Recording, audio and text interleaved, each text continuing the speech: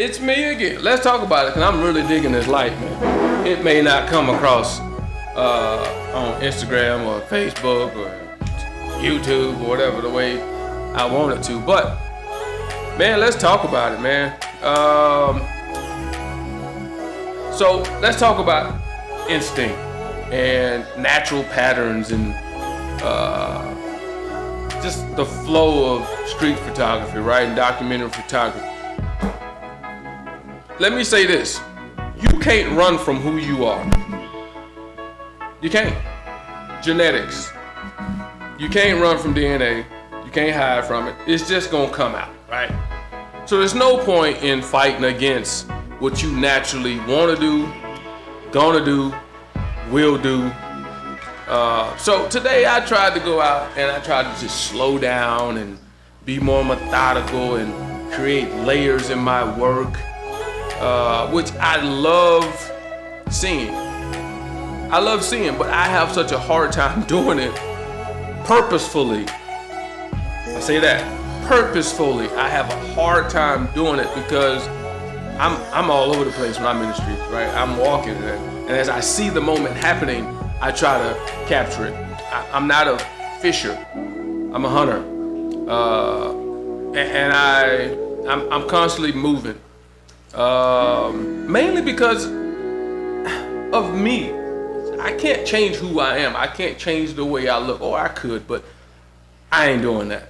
Let's just be real about that. I ain't changing shit. You get what you get. You don't throw a fit, right? That's what I used to tell my kids. And I caught myself numerous times today. I'm talking like I had to consciously tell myself to slow down, and I just couldn't do it. Have you ever just been walking with that person, you tell them they walking too fast, or you tell them they walking too slow, they slow down or they speed up for a little bit, next thing you know they doing it again? That's because that's their natural stride. You cannot and should not try to change that unless it's getting you in trouble, right? And I listen and I watch, and some photographers are foolish, man. Let me tell you what I mean by that. For somebody to take a picture, I mean, especially a street photo, it's a split-second moment that you are capturing. There's no way in hell you telling me in that split-second moment you are dissecting and you are developing this story in your head before you take that image. And for people that tell you they full of absolute bull. Right? Now, some people are of the belief that you should not put subtitles and captions under your images because what you're doing, you are already putting the audience in a frame of mind, and you are already telling them and guiding them on the journey of the story of the picture you took. That's the story your brain told you. Allow the audience to be able to come up with their own story without being guided, right? Like even when I go to museums and stuff like that, I don't want the guided tour. I want to just go and walk by myself and come up with my own story and carve my own path and just let the flow of where I want to go, that's where I'm going, right? And I sit here and I listen to all the baloney going on YouTube. Oh, I took this picture because the serendipitous colors and the story, it was, no, mother, you took that picture and once you got home, you looked at the image and then the story developed, right? There's no way you telling me in a fraction of a second moment that you sometimes have out there that you developed all this in your head about this child reaching and the mom is looking so desperate and stop. It's bullshit, man. It's bullshit. It sounds great though. It sounds great. It makes photographers feel very cerebral in what we're out there doing. And let me be real with you. A lot of times that shit is lucky. You are just in the right spot at the right time, the right moment, the right light, the right situation. All that is just right and it works. That's why as a street photographer, you go out so much to get lucky. You keep putting yourself in enough situations, in the right situations, eventually you're gonna you're gonna stumble across that right situation and you're gonna capture it. And that's when legacies are built. And you know, like the Afghan girl photo or some of the other just momentary split-second moments that have been captured by famous photographers that made them famous. It's because they just happened to be there with their camera on them. It's not about they saw it coming and they can forecast and foresee it. It's all bullshit, man. It sounds great though. It sounds phenomenal to say, yeah, all these colors lined up and stop. You got lucky. Say it. I say it all the time, bro. This was a lucky ass shot. I did not see it coming. All this shit just lined up, and then I got home and saw how it all lined up. Right? Like, you're just there and you're capturing moments, and then when you see the moment when you get home, because a lot of times I underexpose by a stop and a half, maybe sometimes two, especially in this El Paso sun. And because I shoot monochrome, I don't want to lose my highlights. I can recover all that shadow detail with the Leica M11. So I'm not worried about it.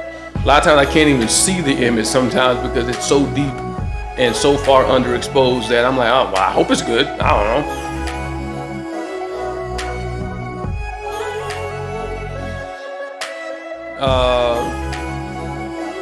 But it's just a matter of me trying today to make a conscious effort to go out and create layers with something interesting in the foreground, some kind of interaction going on in the midground, and then something static going on in the background. I tried, but I just couldn't sit still long enough, man. I may have captured some stuff. I haven't even gone through my images to look. Picked my daughter up from school. I got home, ate some Panda Express, and now I'm here, right? But yeah, just follow your gut. Follow your gut. Don't watch so much YouTube that you're following the Joe Meyerowitz and the Bruce Gildens and the Henry Cartier-Bressons and you start thinking that because Joe Meyerowitz will have you thinking like photography is poetry. That motherfucker so fluid with his words, boy. Joe Meyerowitz should have been up here.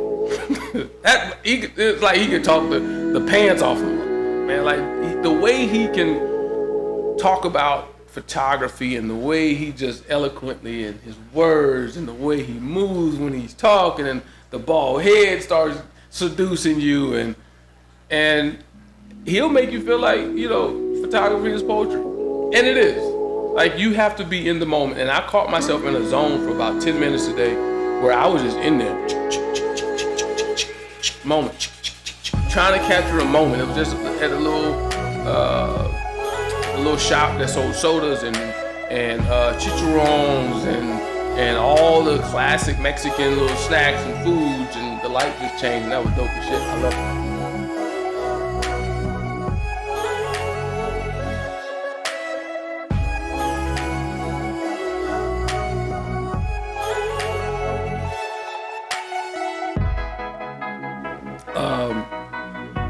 And I was just in there. I just decided to say, you know what? If they tell me to kick rocks, I'll kick rocks. If they didn't tell me to leave, I just kind of sat there and I wasn't bothering nobody. I was smiling and snapping and F8ing and set it and forget it and just snapping, man.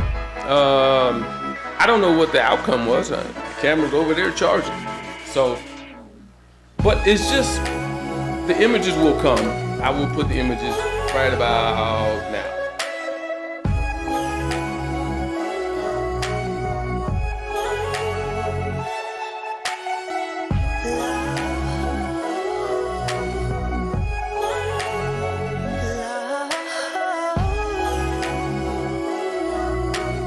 Right. So, but I just don't want a lot of people to get caught up in the bullshit, man. Like, I'm a straightforward ass dude. Like, there are times where my instinct guides me in the right direction. There's sometimes my instinct guided me today down a damn dead end alley. I'm like, oh shit, I need to get my ass from down here with a piece of equipment like a Leica M11 monochrome around my neck. But it's just that I don't want people to get caught up in the bullshit, right? There are some moments, there are some guys out there and gals out there to tell you that, all these philosophical things and creative things and this and that they see. And some people just see stuff that other people don't see. But it's sometimes you have to be out there to be able to anticipate a moment, right? And the way you should learn to layer, and I watched another guy talk about it today, find something static. Find something static that's not gonna change. Set your aperture, all your settings to that thing that's not gonna change, or that person or whoever that's kind of a static there. They're smoking a cigarette, they're chilling. You know they're gonna be there. They're invested in that cigarette. They ain't moving. They not putting it out. They gonna sit there and pull on it and smoke it. So a good 3 to 5 minutes you have. And people, if you get in a busy enough area, people are just flying by this person, and you can create layers that way, right? Maybe the person with the cigarette is silhouetted, backlit, and people are going by. And, like, you can set it up and get creative with it. But that's more of the fishing, right? I'm more of a hunter. I like to find my scene. I like to walk and stumble upon it, stop, snap, and try to get something real quick, and then I'm out. Because with the way I look, I don't look like the rest of El Paso. I don't look like a lot of the black folks, right?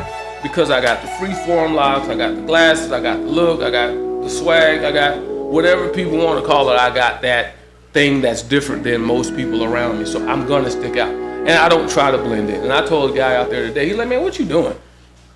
You just taking pictures of this? What? I'm like, yeah, man, just life, bro. Documenting life, man, because life changes. The world around us changes so fast that, you know, it's here today, gone tomorrow type situation. And I want to be able to say I time capsule a lot of those type of moments and things. And it just feels good to be out and somewhat pushing the limits of what I feel like is creativity and what's out there and the life that, you know, that we call life right now, because we could be here today, gone tomorrow. We don't know. But I just don't like for people to get on social media and try to make it seem like it's this serendipitous dance of light and people and movement. It is, but some of it can be somewhat bullshit too. And I just wanted to call that out. But I really did try to go out and create layers today. And I honestly think, even though I'm a black and white shooter, monochrome to death, I really felt like there was one scene where there was some balloons, like the fake plastic balloons, but they're very colorful. They were red and yellows and oranges. And then there was a shot behind it of a hot dog type spot, buy slushies and all this other kind of stuff. And people come there with their kids and they're buying funnel cake and churros and all that stuff, right? So, but it was red and the balloons were red and orange and yellow. And I think if I had a color sensor, I could have created something probably pretty dope there too with the color.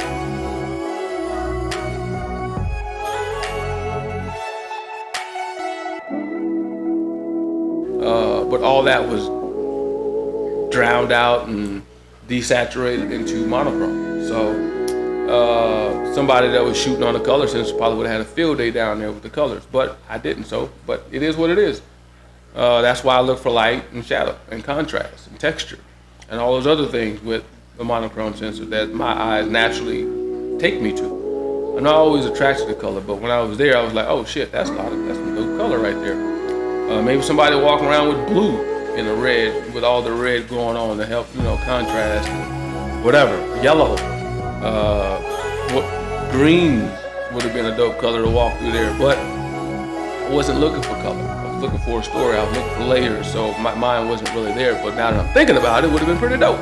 But I say all that to say, follow your gut, follow your instinct. Don't get caught up in doing what everybody else is doing, because your body and your brain is going to naturally steer you right back to where it wants to be and where it's comfortable. I think the Bruce Gildens and those type of guys that's in your face, that's just where they're comfortable. They're comfortable with conflict, and they're fine with it. But there's people like Joe Mowitz who likes to go out and have an orchestra in his head going on, and the violins and the harps and the all those beautiful sounds are going on. It seems like it's going on in his head when he's creating images, and that's perfectly fine. It works for him. But for me, I throw on me some hip hop music, and man, I'm bouncing all around the scene. I'm bouncing all around the city, and I just let those moments come to me. I'm not that guy that's gonna chase people across the street. I may try to watch them and track them to see if where their pattern or where they're going is gonna cross in front of something. I try to intercept that and try to make something out of it and set it up. But because my mere presence bruises the scene here in El Paso, them jokers see me and they're like, I put my camera up waiting on them to walk through, and they stop, and I'm waiting, I look, pull the camera down, they're just waiting on me, thinking they're interrupting my shot. It was like, oh shit, I was waiting on you. You was the shot. You know what I'm saying? So come on. But yeah, man, it was a good time out there today, man. Very simple. I try to keep things very light and bouncy and smiley, because the more I try to, put a stoic face on, it deters people from wanting me in their space, and I can't get as close as I want to get sometimes. But another thing too is when I was trying to create layers, because I'm such an in-your-face detailed portrait guy, that when I was trying to create those layers, I found myself too close with the 50. I think a 28, I may take the Q2 out the next time. So I think the Q2 allows me to back up off the scene, or I can still kind of be closer to the scene in that 5 to 6 foot minimum focus distance range that I always kind of set my stuff to, because I'm normally in it. I feel like I was too close with the 50 that I didn't get enough layers going on in some of my images. But it's hit or miss, man. It's plug and play. That's all photography really is when you're out in the streets to me. It's not a plugging and playing. You're gonna get a lot wrong. You're gonna get 1 or 2 things right, and those are the keepers, period. So that's just my take on a lot of what I feel like is BS sometimes when people are talking about photography and street photography, documentary style work, is that it sounds great, but that you can't tell me in a microsecond of a moment that you saw and forecasted all these serendipitous and orchestrated type symphonies of things going on in the I don't believe it. But I can't make y'all not believe it, but I'm just saying, it just doesn't seem real. Because if you are into street documentary, you know that things are going by very fast. And if I keep looking to over here, it's because one of my fish in the fish tank ain't acting quite right. I don't know if he got bumped and hit by one of these big ass Oscars in here or what, but he ain't acting quite right. He's sitting up in the corner kind of just floating. But anyway, squirrel. That was my day out. I tried to make a conscious effort to create layers. Maybe with layering is easier in color. I don't know. For debate. Comment, subscribe, like, all that stuff. It's your boy Stu, Streetwalk. Love y'all. Peace.